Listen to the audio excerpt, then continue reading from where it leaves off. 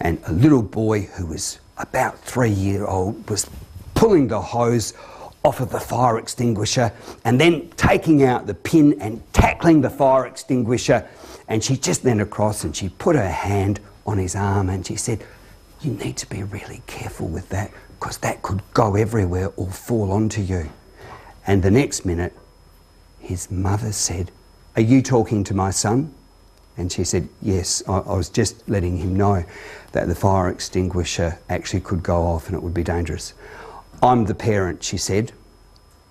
My friend is never short of a word, and she said, "Start parenting then."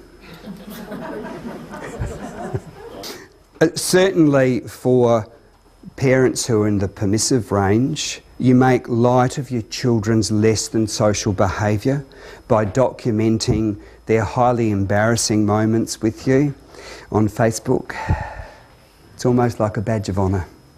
And misguidedly, you talk about them being spirited. And that there are two types of kids. There's the calm and compliant ones that the lucky parents get, and then there's the special spirited kids like yours that you get. And your one source of frustration is that every so often the kids end up being disrespectful to get their way because they know that your boundaries are quite low, and they'll push and push and push and push to get what they want. And you'll snap. And you'll let them know in that moment how much extra effort you put in for them. How much running around you do for them. Do you think I like going to all of those sporting events? Do you think I like picking you up after school and taking you to playovers all the time? Do you think it's okay for me to say, yes, yes, yes, you can do whatever you like? Do you think it's okay for me to sit for hours and my fingers bleeding while I sew on sequins on your costume? Have you ever thought how long cricket matches take on a Saturday and I'm sitting out there in the heat? Oh, go to your bedroom. But Mum, but Dad, it's only 3 o'clock in the afternoon. Oh, I don't care, you can stay there, that's it, finished. And what's happened in this moment is that permissive parents actually do get pushed too far. And where do they jump? Right in to the punitive. Now, if some of you are thinking, oh, Mark's beaten it up a little bit, but I kind of do that dance a bit. Well, you're in good company. It's okay. It's okay. You're not freaky. There are, in the surveys that we do about managers of people, particularly with parents, many parents, a majority of parents, a good majority of parents, will talk about doing the dance between being permissive and being punitive.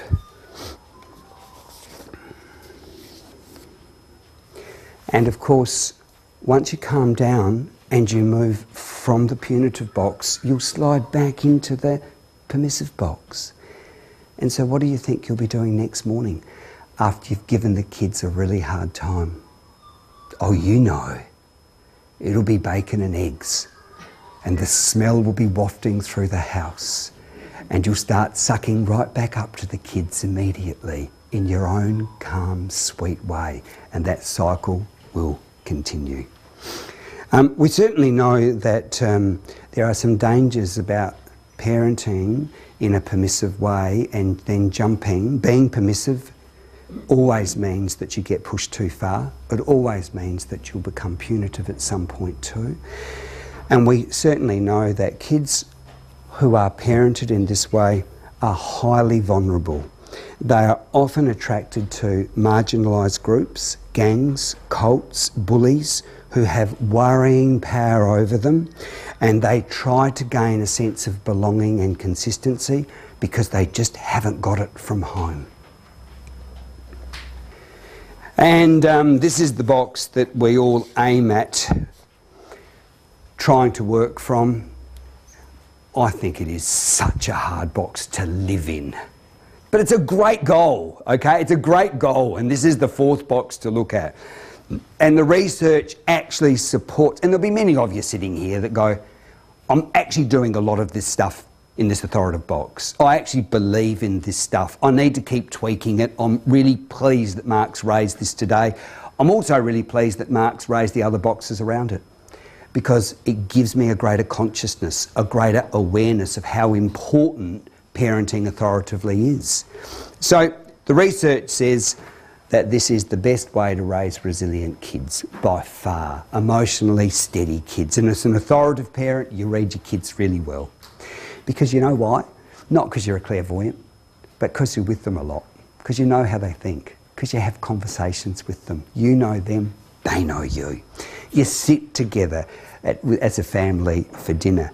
You encourage conversation, and you know how they feel about things. And we know over the years there's been masses of research about kids sitting with mums and dads and families for dinner. What does some of that research tell us? Well, it tells us that little kids on entry to primary school at 5 years of age, those kids who have sat with their mums and dads regularly up to 4 times, at least 4 times a week, have a much better vocab than the kids who were never expected to sit with mum and dad. There's just been ongoing casual conversations, learning words, learning ideas. We certainly know for teenagers who spend at least 3 times a week with mum and dad and the family eating a meal, we actually know that they are more compliant, more likely to be fitting into school, more likely to be actually working with authority figures at school and getting along with authority figures. We know there's a real bonus. You also know that your kids won't always get it right, but you actually know that when they get it wrong, you don't fix it for them. You know a clever way to walk alongside them. Rather than leading them along or rather than pushing them in the back, you know how to walk alongside them and you know how to support them, but let them face the consequences of their own actions. It's a really clever walk, and it's too hard for some people. Mostly you try to create an air of warmth and respect, and when a problem does arise, you deal with it so the kids are feeling comfortable with the redirection and your relationship is actually strengthened. You recognise that respect has way less to do with being the dad or the mum and a whole lot more to do with relationship. You talk regularly with them, whether it's at formal family meetings or whether it's just informally on a regular basis. And you do use the words such as we, us, our family, encouraging that the unity is so important. We're in this together. We're not working as individuals. What each one of us does brings praise or perhaps shame to our family. We work and share together. You constantly follow up, you revisit, you adapt rules, you adapt expectations in an emotionally steady manner. Your talk is always centred on ways to find improvement, ways to move forward. Well, there you have it. There's the social control window. What did you learn about your style? Did you learn anything at all? Did anybody learn? Did anybody learn that they've actually got an innate way that they react to things? Who love the fact that they think that they're spending quite a bit of time in that yellow window, that they're already using lots of those approaches? It's good. Who had a smile on their face because they thought, gee, I manage differently in my family compared to how I manage outside in the community? Yeah, people often say that. And then I'll often say to people, why is that? Do we become too complacent because we intimately know our kids? And I remember a dear friend of mine, and some of you might know this person, she's a wonderful psychologist, Lindy Peterson, once said to me, Mark, I'll tell you what, we'd be way better off as parents if we, in those moments of tension, when we've got to deal with a misbehaviour, for the want of a better word, we'd be way better using the same approach that we'd use with our child when we were dealing with the child of our very best and dearest friend. I just think that is just such clarity, don't you think? It just brings it home because you think, so why do I head off in that direction when I get fed up, when I would never do that with my best friend's child? It's fascinating. I think we're fascinating, aren't we? Who enjoyed that? Was that an interesting thing to look at? Well, I hope it was, because I'm going to get you to do some work now. We're going to role play. And some of you are freaking out. It's okay. Now, those of you who are freaking out, I will look after you, and I will not put anybody on the spot, so just relax. I've been doing this too long to embarrass anybody. So nobody's going to get embarrassed, I promise. Nobody needs to speak in front of an audience if they don't want to. But here's what I want to do in a moment. Max and Rafe. They're 9 years old and they're twins. We also have Molly. She's 13. She's thoughtful and she's resourceful. Oh, thank goodness for Molly. Mostly it's okay and we cope fairly well with the wild boys. That's what we call them. But when we have guests over, especially other children, they lose the plot and they run riot. Their behaviour skyrockets to out of control in moments, yet this isn't the case at school. Last time, they had the hose on in the dining room, and later we caught them dismantling the television to take into their bedroom. How should we deal with this behaviour? So here's what I want to do in a second. I'm going to divide you into 4 groups. One of the groups will be the punitive group, and the only way that you can think is punitively. So that's why I've been through what a punitive style of parenting actually looks like. So all you can come up with is punitive solutions to fix Max and Rafe. Another group will be an authoritative group. They're going to have the hardest work because they're just going to have to dig through the layers.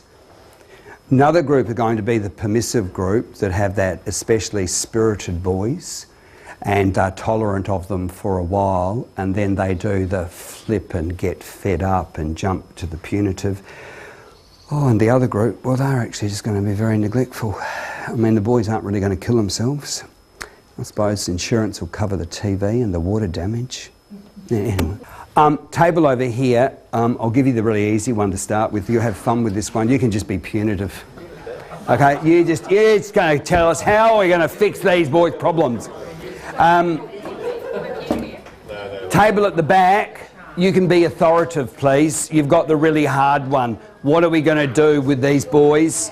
Neglectful down here, and you can be permissive. If I'm addressing your group and you don't want to speak, it's a good moment to look at the floor.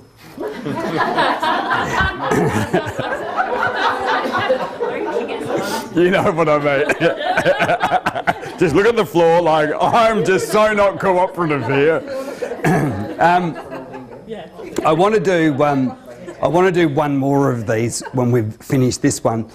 But the valuable thing I want to get from this is that as we move from punitive, neglectful, permissive, authoritative styles of thinking, for this time round, I'm not going to contribute, because what I want you to really take on board is listen to the psychology of these people. And as you listen to the psychology of these people, you will start to think to yourself, wow, what they're thinking, what they're deciding to put into place, that's going to take us on very different trajectories in terms of our relationships with our kids, in terms of alerting our kids to be safe and social and responsible. Let's have a little listen. Now, this group, you were? Neglectful. Oh, you're the neglectful group. Okay. Okay, go ahead. Anybody want to throw out any ideas? How's the neglectful group going to deal with the high energy Max and Rafe? Well, we think the only way to be neglectful in a situation like this is if you're drunk or on something. So you could tune just right out. Yep. We couldn't see any other way that you could ignore this. We're figuring that Molly would deal with it because she's the responsible one. Well done as the neglectful parents. You know, Molly really here is the maid, isn't she? Yeah. She's thoughtful and she's fantastic. So we figured she's obviously taken on this role. Yeah. Because the parents won't do it. Yeah. So we'd hear from your house a lot of Molly, Molly. Yeah, a lot of Molly. Thank you. That's a lovely snapshot of neglectful. Thank you. I think punitive was over here. What are you going to do with Max and Rafe, please? We were pretty ruthless. Yeah, good. In fact, Kieran related an incident where he actually did that. He kicked the TV, and Mum was like that, and she took it away for 12 years. True story. True story. But they were certainly grounded from TV for at least a month. And Molly was put on a pedestal again and split the siblings. Oh, that's interesting. So Molly was further elevated in this case, and these boys were living up to their reputation. Yes, well done. Yeah, love it. Yeah. We had a bit of an interesting discussion trying to analyse where our parents were on that. What were they like? Yes. What did you come up with? Anything worth throwing out? There was a lot of punitive, but there was a bit of everything in it too. But it was certainly punitive. So from your point of view, you look at your parenting as you being a child, you got a fair bit of this, but there was smatterings of the other. Yeah, okay. And it's interesting, because I think that if we're really honest with each other, we probably got smatterings of bits and pieces at home. And I'm just so glad this model is so simple, because when I leave you today, you will hate me. Because you will have this simple little model burnt into your head, and there will be no hiding from it, because it is very straightforward. Hey, the other thing with the punitive group, you could have actually been so punitive that rather than elevating Molly, she could have been in big trouble. In other words, Molly, where were you when we needed you? There's a consequence for this too. So there's another way it could have fallen. Anything else to add? Oh, but I think you've nailed it really. That's fine. Our permissive group. That'd be ours. So how do you start off on this journey with the boys? Well, these boys, they're just so spirited. Boys will be boys, and they are going to do this. And really demonstrates initiative. I wouldn't have thought of dismantling a television. Clever. And boys they are. And really, they're not like this. It's only when other children come over and add to the, put the petrol to the fire kind of thing. And those other children are probably raised very freely, aren't they? Yes, yes. No rules at home whatsoever. So, they are wild boys, and they're always going to be lovely wild boys, and praise them up for being that way. Yeah, because it's going to set them up for being robust in the future, isn't it? Okay. Don't break their spirit. No, I could do it. But now, the house is in chaos, that's it. I'm jumping straight over to punitive, and that's it. No television, no friends, and look what you've done. It's all your fault. Molly, where were you when they were doing this? I was going, Mum, the boys are in the lounge room. Round of applause. I think you followed that really beautifully. And now to the group that actually had the really hard work to do, okay? The hard work is the hard work here, because you've got to look at what's in their mind, what's in their emotion, what happens when people come over, what am I doing as a parent to either enable this behaviour, what can I do to steer this behaviour in a better direction? You've got layers to look at, and that's why on an emotional level, in some ways, punitive parenting's a lot easier.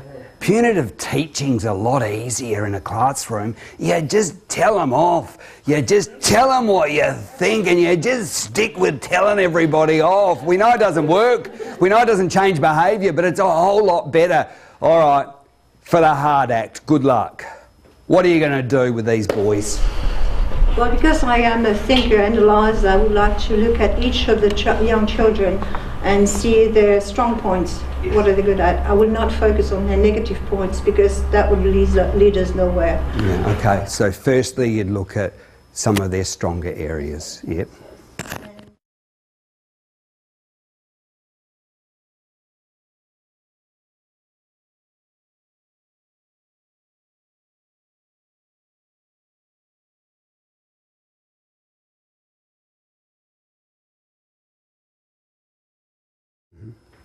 And now I want to get down to the specifics because I like that as a general overview, but specifically, how will you empower these boys to behave differently? What specific things do we need to do? I know I'm really teasing this out because this is the level of thinking that authoritative parenting requires. So do we set up, before the visitors come over, do we set up a kind of a program about how the afternoon's going to look, when we're going to eat? Do we set up structured activities? Indeed. Yeah. What else do we do? Any other ideas that came up with your group? Rewards. Like we might set up a reward system, a token reward system, whereby after we set up how the afternoon might go, what activities they could actually do together, we might invent a way to give them feedback, good positive feedback. We might have 6 tokens, and just quietly we put a token in their hand every so often. And the deal is, if they get 6 tokens by the end of the afternoon, because they're being great hosts, because they're caring for their friends in an appropriate way, then there's a pre-negotiated reward. And sometimes kids need extrinsic motivation before they can find that intrinsic stuff. So I think that's a really nice way to go. Yeah. Give yourselves a round of applause. That was great. Yeah, you got an idea? What if it's a spontaneous gathering? What if somebody just dropped in? Yep. And those 2 boys then decide to go off the rails. And you haven't implemented any of that. No. So there, where do you begin to implement? I think when we're caught on the hop, it's always